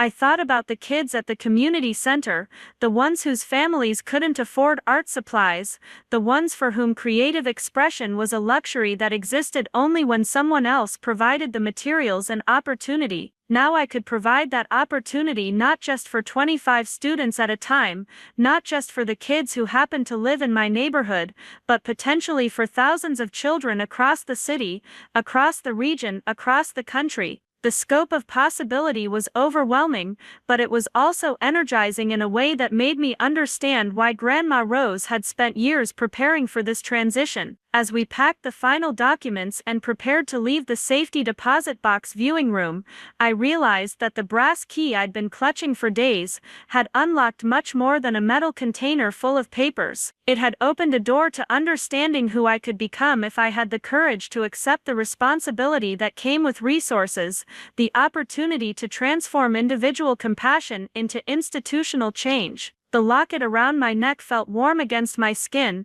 a reminder that this inheritance wasn't just about money, or even about the foundation's mission. It was about the continuation of values that had sustained an immigrant woman through decades of sacrifice, values that had guided her investment decisions and her charitable giving, values that would now shape my own choices about how to use wealth in service of others. Outside the bank, Portland's October morning was crisp and bright, the earlier rain having given way to the kind of clear autumn day that made the city look like a postcard. I stood on the sidewalk with Attorney Valdez, surrounded by the normal bustle of downtown business, while inside my head everything had changed. I was still Sarah Chen, elementary school art teacher, but I was also now Sarah Chen, foundation director, inheritor of resources that could reshape how I thought about my own potential impact on the world. The weight of responsibility was significant, but it felt like the good kind of weight, the kind that comes from knowing you have the tools to make a real difference,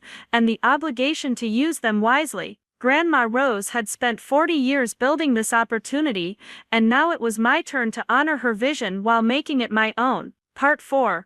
Final 6 months later, I stood in the main gallery of the Portland Community Arts Center, watching 12-year-old Maria Gonzalez explain her multimedia sculpture to a small crowd of donors and community leaders. Her piece, constructed from recycled materials and painted with vibrant acrylics, told the story of her family's journey from Honduras to Oregon through abstract shapes that somehow captured both the difficulty of displacement and the hope of new beginnings. "I used broken glass for the dangerous parts," she explained with the serious confidence of someone who'd discovered she had important things to say through art, "but I painted it with gold paint so it looks beautiful instead of scary. My mom says that's what happened to our family too, that the hard parts became beautiful when we got here and found people who helped us." The adults listening nodded appreciatively, but I could see they were genuinely moved rather than just politely attentive. Maria's work had that quality that transcended technique and age,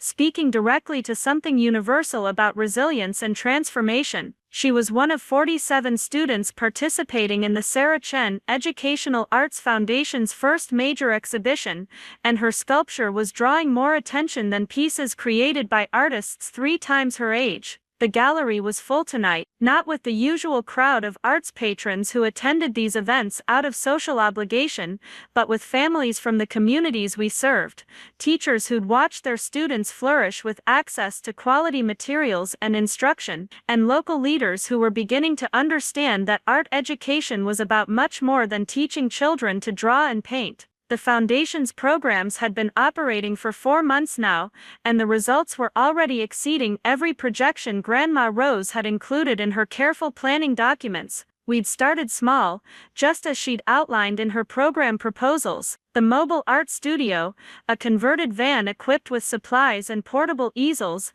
visited schools that had lost their art programs to budget cuts. The supply grant program provided materials to teachers who'd been spending their own money to give students creative opportunities. The scholarship fund supported children who showed artistic talent but lacked resources for advanced training. But what surprised me most was how quickly the programs had grown beyond even Grandma Rose's ambitious projections. Word spread through the community in ways that formal marketing could never achieve, carried by children who came home excited about art projects, by teachers who finally had resources to implement lessons they'd only dreamed about, by families who saw their kids discovering talents and interests they'd never had the opportunity to explore. The Foundation's board, carefully selected with Attorney Valdecia's guidance, included educators, community leaders, and financial advisors who brought expertise I was still developing, but they'd made it clear from the beginning that program decisions would be mine to make, that Grandma Rose had chosen me not just to manage resources but to shape the Foundation's direction based on my understanding of what children needed to thrive creatively. That understanding had deepened considerably over the past months.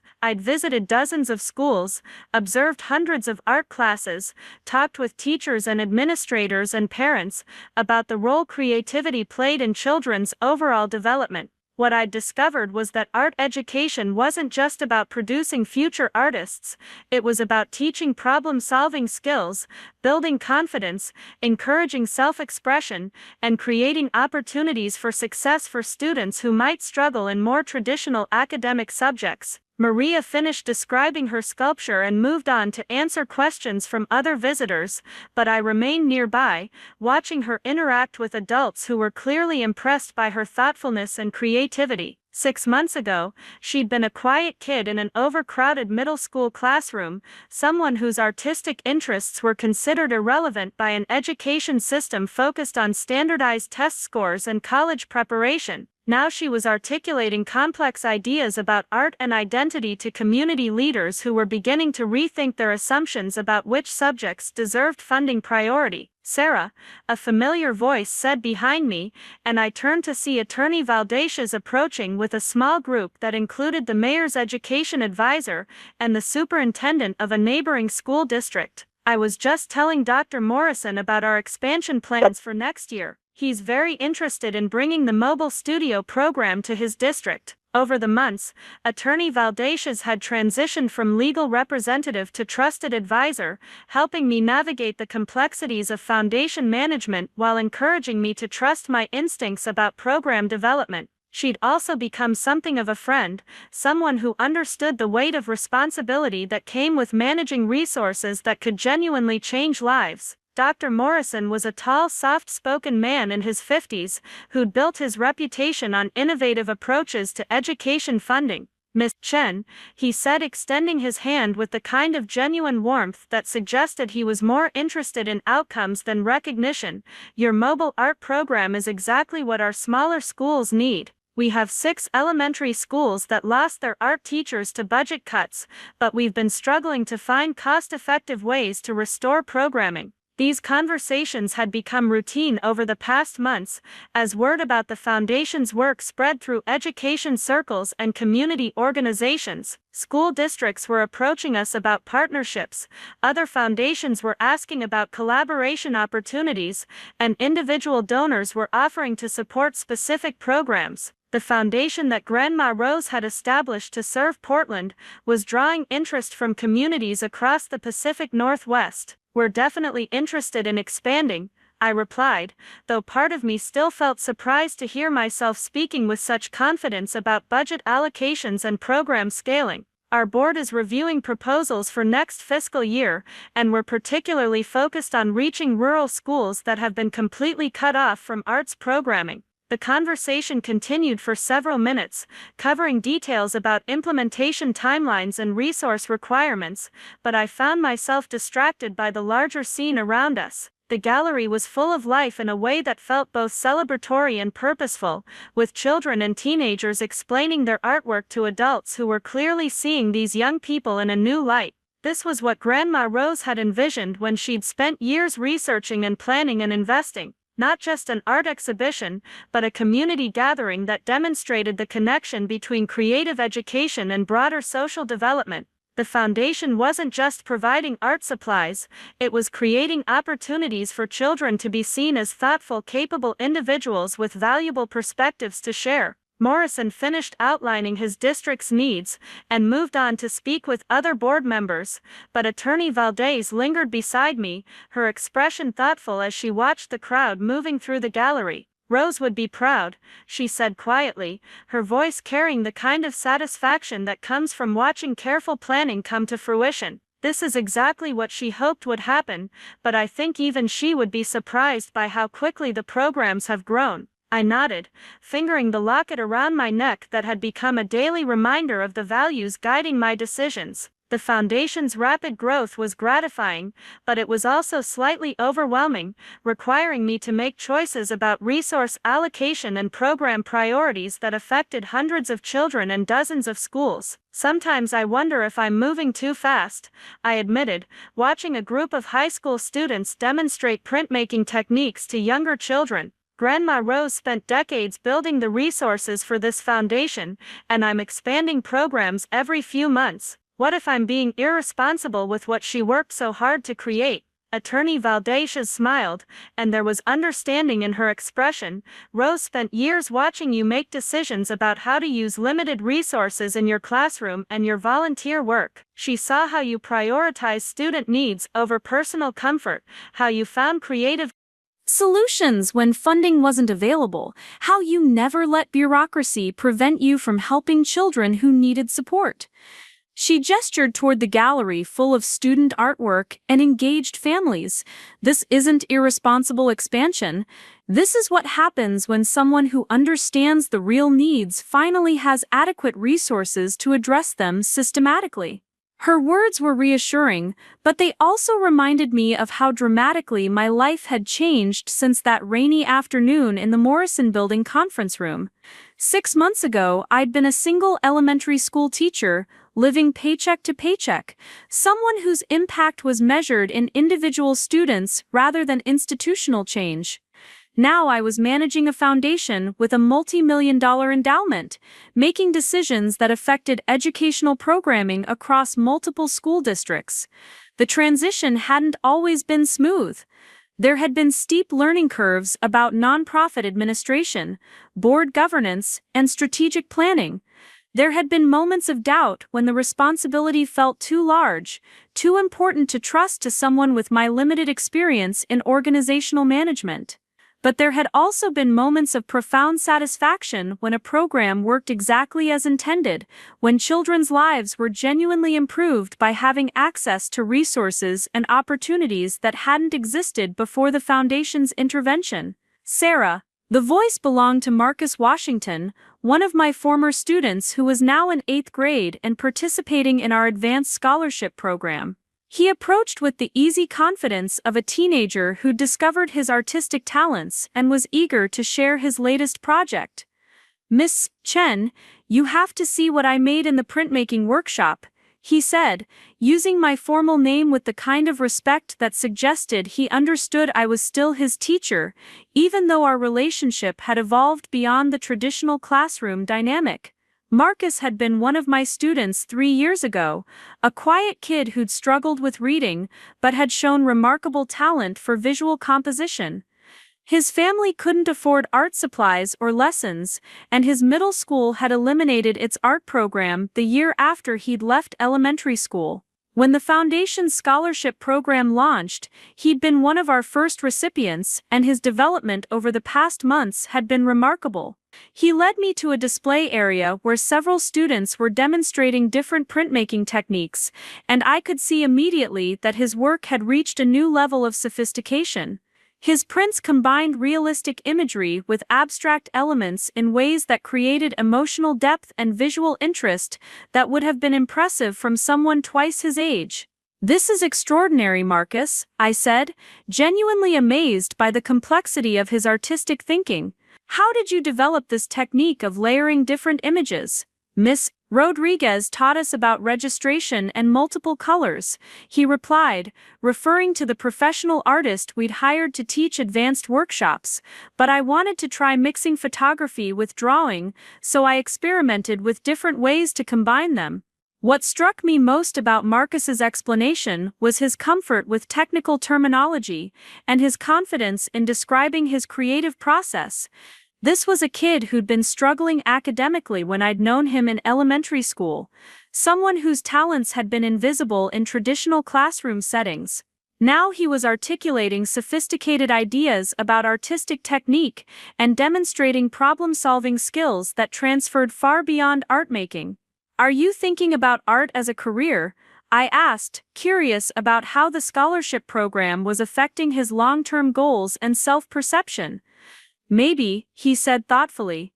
"But I also like the idea of teaching art to other kids, maybe starting programs in schools that don't have them."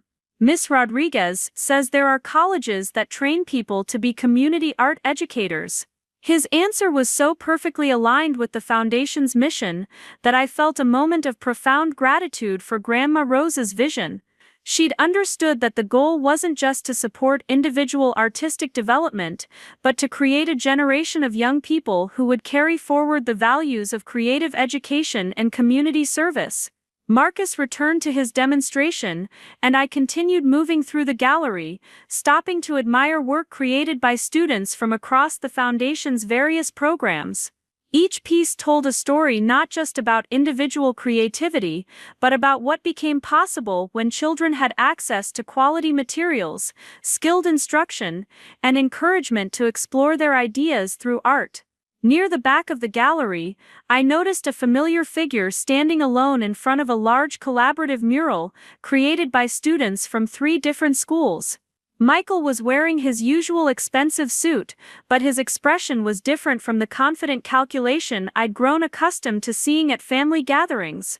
He looked genuinely absorbed by the artwork, studying the details with the kind of attention that suggested he was seeing something he hadn't expected to find. I approached him slowly, uncertain about his presence, but curious about his reaction to the exhibition.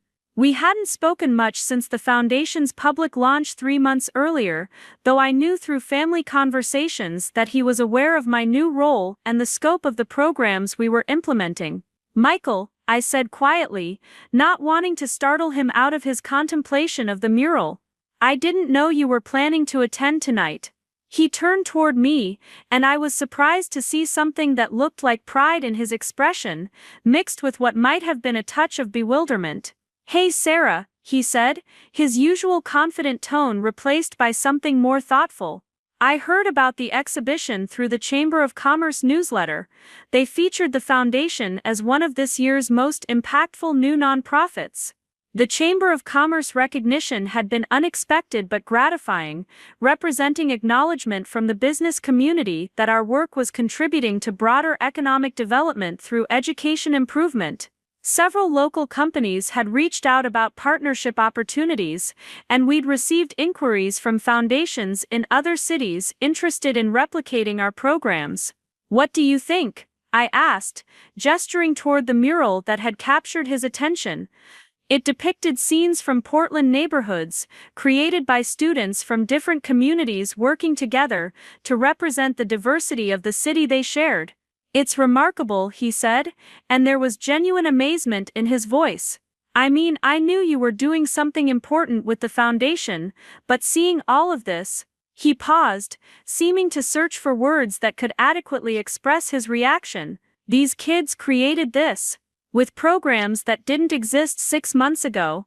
I nodded, feeling the same sense of wonder that had characterized so much of my experience over the past months.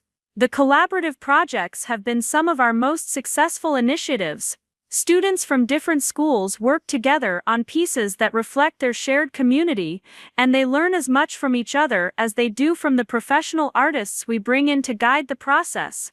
Michael continued studying the mural, his businessman's eye clearly trying to calculate the organizational complexity required to coordinate such an ambitious project involving multiple schools and dozens of students. "How do you manage all of this?" he asked finally. "The logistics alone must be incredibly complicated." "It is complicated," I admitted, "but we have an amazing staff now, and our board brings expertise in areas where I'm still learning. The key is staying focused on the mission, rather than getting overwhelmed by the administrative details." "The mission," he repeated thoughtfully, and I could see him processing concepts that were probably foreign to his experience in real estate development. "Which is what exactly?" "I mean beyond just providing art classes." The question gave me an opportunity to articulate something I'd been thinking about frequently as the Foundation's work had expanded and deepened. The mission is creating opportunities for children to discover their own capabilities and express their own ideas through creative work. But it's also about building communities that value creativity and understand that artistic education contributes to broader social development. I gestured around the gallery, where families from different neighborhoods were mingling, and children were proudly explaining their artwork to adults who were clearly seeing these young people in new ways. Tonight isn't just an art exhibition, it's a demonstration of what becomes possible when we invest in human potential, rather than just test scores and college preparation. Michael nodded slowly, and I could see him trying to reconcile this explanation with his understanding of how institutional change happened and resources were allocated. His world was one of measurable returns on investment, quarterly profit reports, and tangible assets that could be evaluated according to established market criteria. "Grandma Rose really saw all of this potential in you," he said after a moment, his tone carrying a combination of respect and residual confusion. "I have to admit, at the will reading, I thought the safety deposit box would contain some old jewelry, or maybe a small savings account she'd forgotten to mention. I never imagined," he trailed off, but his meaning was clear. None of our family had imagined that Grandma Rose possessed the financial sophistication to accumulate significant wealth, or that she'd been conducting a decades-long evaluation of her grandchildren's character and capabilities. They certainly hadn't imagined that the quiet art teacher would emerge as the inheritor of resources that could create institutional change on a regional scale. "She was watching all of us more carefully than we realized," I said gently, not wanting to make him feel diminished by Grandma Rose's choice, but also not wanting to minimize the intentionality behind her decision. "She saw different strengths in different people, and she structured her bequests accordingly. I got the house and the car because I value tangible assets," he said, demonstrating that he'd been thinking seriously about the implications of how Grandma Rose had divided her estate. "You got the foundation because you value intangible possibilities." His insight was remarkably accurate, reflecting a level of self-awareness that I hadn't expected from someone whose professional success had always seemed so straightforward and unexamined. Maybe seeing the scope of what the Foundation had accomplished in just a few months was forcing him to reconsider his assumptions about what constituted meaningful achievement. "Both kinds of value are important," I replied, wanting to acknowledge his contributions without diminishing the significance of the choice Grandma Rose had made. "Your business creates jobs and housing and economic development. The Foundation creates opportunities for individual growth and community building. They're different approaches to making positive change. But your approach affects more people," he said thoughtfully, watching a group of elementary students demonstrate clay working techniques to fascinated adults. "And it affects them in ways that last beyond any individual transaction or business deal." The observation was both generous and perceptive, suggesting that Michael was beginning to understand why Grandma Rose had seen foundation management as requiring different skills and motivations than business development. Success in his field was measured in profits and property values. Success in mine was measured in human development and community transformation, outcomes that were harder to quantify, but potentially more significant in terms of long-term social impact. Michael, Sarah, Aunt Linda's voice carried across the gallery with the kind of forced cheerfulness that suggested she was still uncertain about how to navigate the changed family dynamics that had resulted from my inheritance. She approached us, wearing an elegant cocktail dress, and the slightly bewildered expression of someone attending an event she didn't quite understand. "This is all so impressive, dear," she said, air-kissing my cheek with the careful precision of someone who'd been practicing social graces for decades. "I had no idea there were so many children in the city interested in art, and the families all seem so engaged." Her tone carried the faint surprise of someone discovering that people from communities different from her own were capable of sophisticated cultural appreciation. She'd spent most of her adult life in social circles where charity events were attended primarily by donors rather than beneficiaries, where the people being helped remained abstract rather than present and articulate. "The families have been incredible," I replied, choosing to interpret her comment generously rather than responding to the subtle condescension embedded in her surprise. "They understand better than anyone else how important these programs are for their children's development."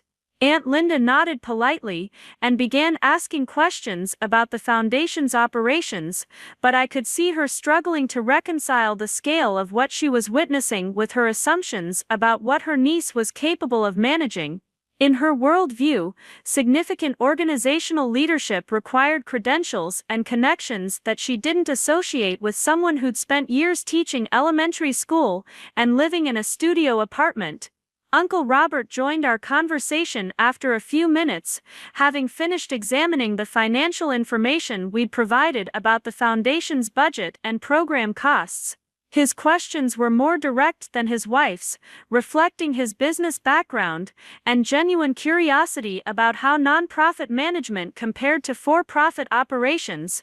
"Your overhead costs are impressively low," he said, consulting a program brochure that contained detailed financial transparency information.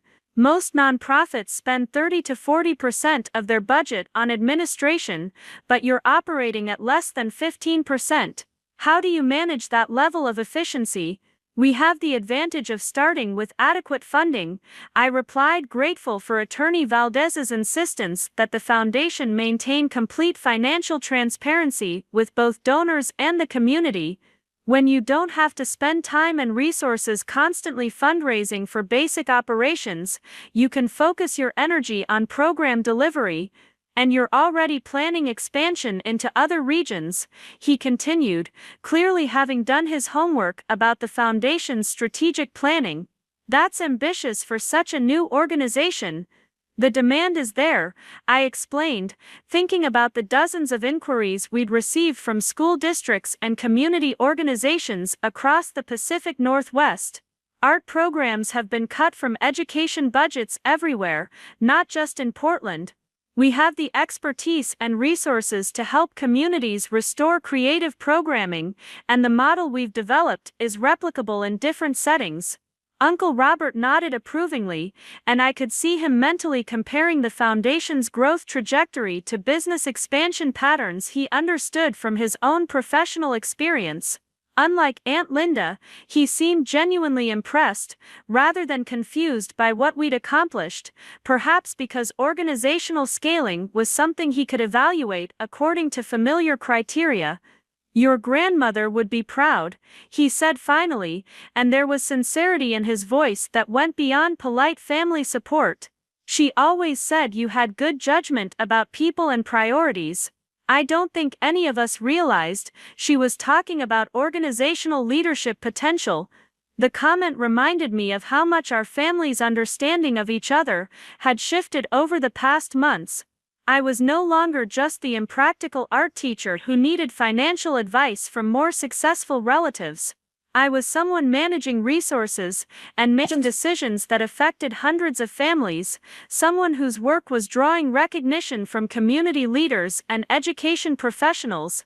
But the most significant change wasn't in how my family saw me, it was in how I saw myself, in my growing confidence that Grandma Rose had been right to trust me with resources that could create lasting institutional change. The work was challenging, and sometimes overwhelming, but it was also deeply satisfying in ways that classroom teaching, despite its rewards, had never been. My father appeared at my elbow just as Uncle Robert was finishing his questions about the Foundation's strategic planning. He'd been moving quietly through the gallery for the past hour, stopping to admire student artwork and engage in conversations with families about their children's experiences in our programs. "Sarah," he said softly, his voice carrying the kind of pride that had characterized our relationship since childhood, but was now mixed with something that looked like awe. "This is extraordinary. I keep thinking about Mom, about how she would have loved seeing all of these families celebrating their children's creativity." His words brought tears to my eyes, partly because of their emotional accuracy, but also because they reminded me that Grandma Rose's influence extended far beyond the financial resources she'd accumulated. Her values, her belief in quiet service and community investment, were evident in every aspect of what the Foundation was accomplishing. "She planned all of this," I said, gesturing around the gallery full of student artwork and engaged families. "Not the specific details, but the vision of what could happen when children have access to quality creative education. She spent years researching and thinking and building the resources that made tonight possible." My father nodded, his expression thoughtful as he processed the full scope of what his mother had accomplished during the years when the family had assumed she was living a simple retirement, focused on gardening and television. She was always watching and planning more carefully than the rest of us realized. I should have known she had something bigger in mind. The gallery was beginning to empty as the evening wound down, families gathering their children and making plans for future visits to the arts center. Students were carefully packing their artwork, proud of the recognition they'd received and excited about continuing their creative development through the Foundation's ongoing programs. I found myself standing near the collaborative mural that had captured Michael's attention earlier, studying the details of the work that students from different communities had created together. The project represented everything the Foundation was trying to accomplish, bringing together young people from diverse backgrounds, providing them with quality materials and instruction, and creating opportunities for them to express their own ideas while contributing to something larger than individual achievement. Attorney Valdez approached as I was preparing to leave, her expression carrying the satisfaction of someone who'd watched careful planning come to successful fruition. "Rose would have loved tonight," she said quietly, echoing my father's earlier comment, but adding her own perspective as someone who'd worked directly with Grandma Rose to develop the Foundation's structure. "I keep thinking about her quarterly visits to the bank," I replied, remembering the evidence of decades of systematic investment and planning that had made tonight's exhibition possible. All those years when she was making decisions about asset allocation and program development, building something that would outlast her own life. "She understood something that most people never learn," Attorney Valdez said thoughtfully. "That individual impact is limited by individual resources and lifespan, but institutional impact can continue growing long after the person who created it is gone."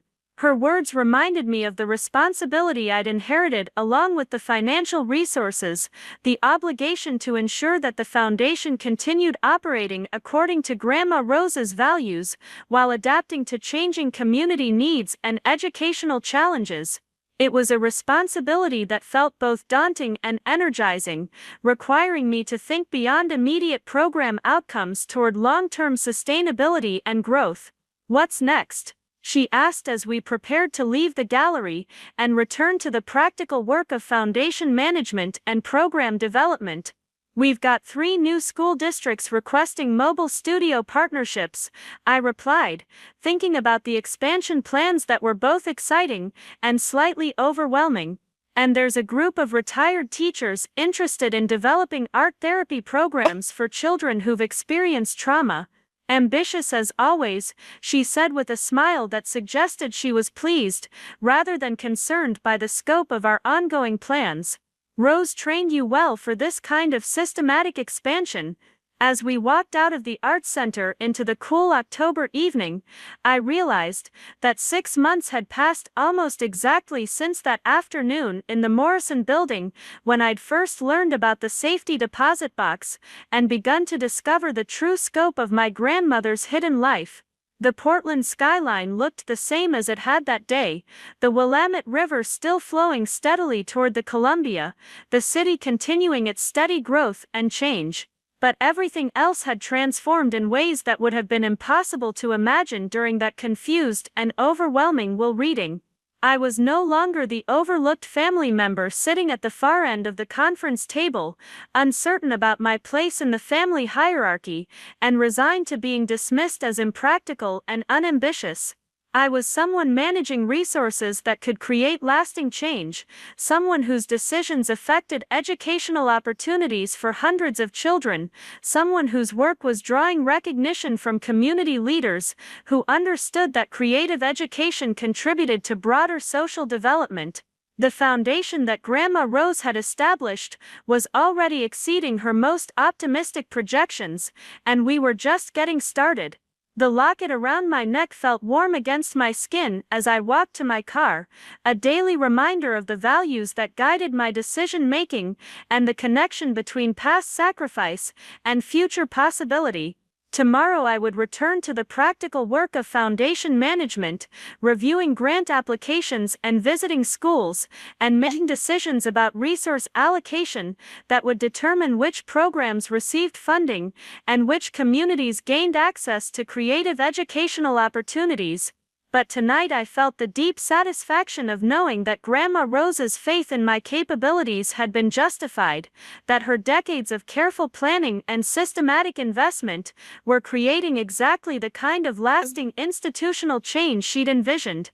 The work would continue, growing and adapting and reaching new communities, but the foundation she'd built would ensure that her values of quiet service and community investment would influence educational opportunities for generations of children she would never meet, but whose lives would be enriched by her foresight and generosity.